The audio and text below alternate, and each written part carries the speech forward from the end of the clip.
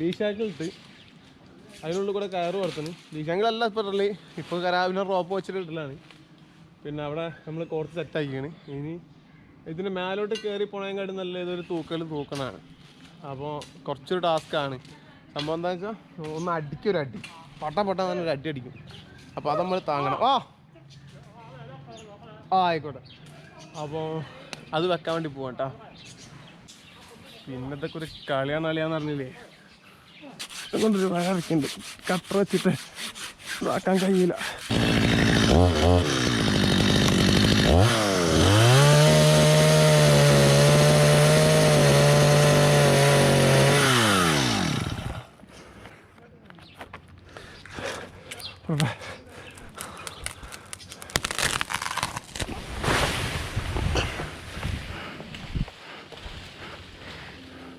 എടുക്കണോ?